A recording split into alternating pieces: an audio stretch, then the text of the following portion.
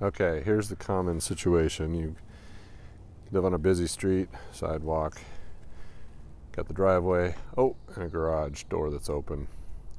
Maybe you went inside, forgot to close it.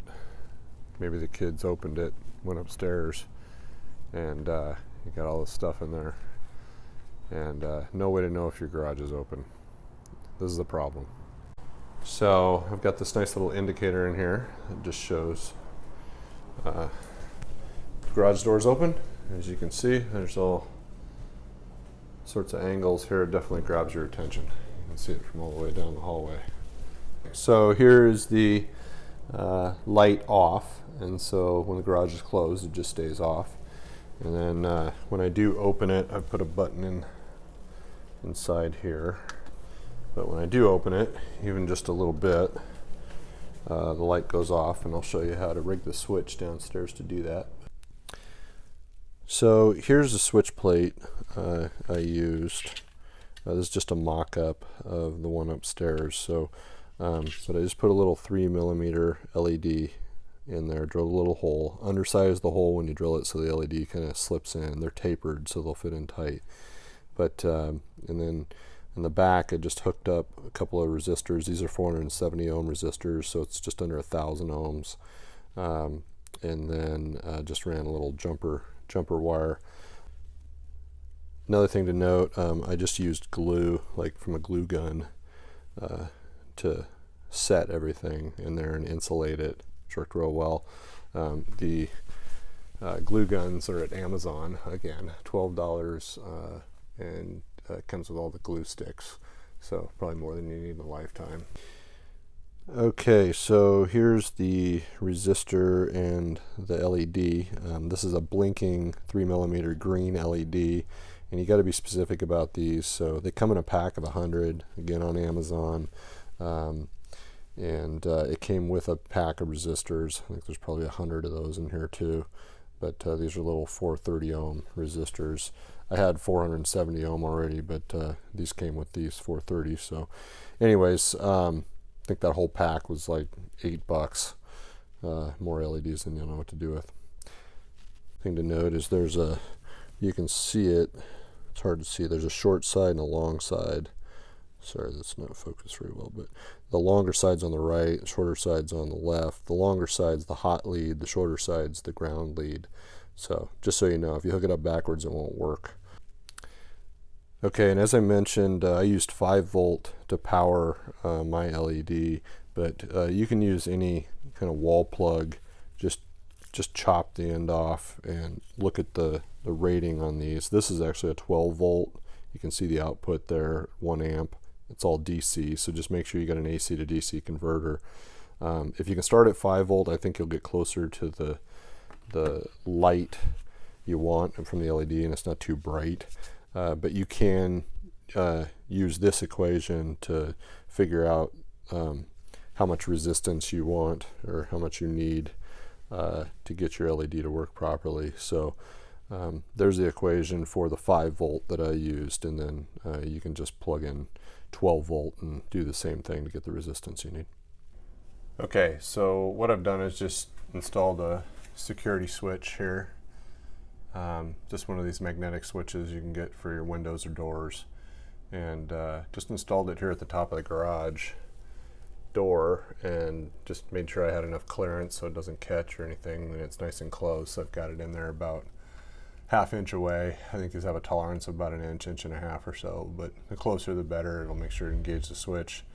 And I just ran a single 2-strand wire, just to use Cat 5 cable. It's 23 gauge copper wire, so it works just fine for signal wire. So I was able to use my Insteon garage door sensor to supply a permanent 5 volt voltage. I've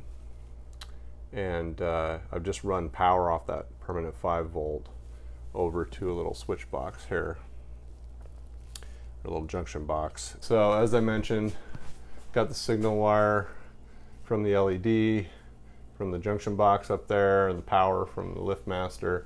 That all runs back to this magnetic switch, and then I ran another switch to break the circuit down to the garage door opener, where I can turn this whole circuit on and off so it's not blinking upstairs, making it annoying.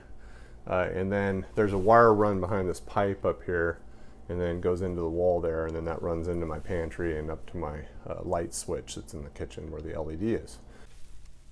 Okay, one other thing worth mentioning, I put the switch in up there at the top of the garage door, and I like that setup because it triggers it instantly when the garage door opens, even just a little bit. I've seen some people online putting them like all the way at the back on the track, and then it triggers once the garage door is all the way up. But if you get a scenario like that, someone obviously can still crawl in, and you haven't triggered it if it's all the way at the end of the track. So this way, just if it's up even a couple inches, I've triggered it, and my light's blinking again. It's blinking upstairs as well. So there you go, just a tidbit. Okay, so like I mentioned, the garage door goes up here, and I'm out here working.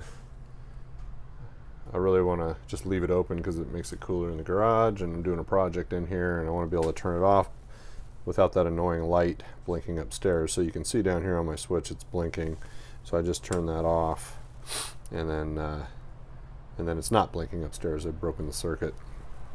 So nice way to deal with it if I'm out here working in the garage. Alright, so here's the front of the liftmaster button here. I've just put the switch right into this, so just drilled a 3/4 inch hole,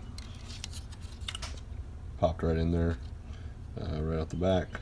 It's nice and flush mount, so won't be a problem there. I had to bend the leads over, but I'm just going to solder those, and just use this low gauge wire to run up, and have a switch right on the garage door opener, so I can turn it off when the garage door is open.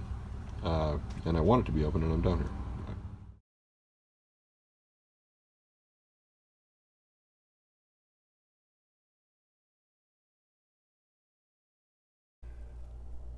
So I know you might be thinking, well, you have a garage door sensor from Insteon. Why don't you just use that to signal when the garage door is open or closed? Well, that's a good question, and I've asked it of Insteon, which apparently they have not addressed in their software.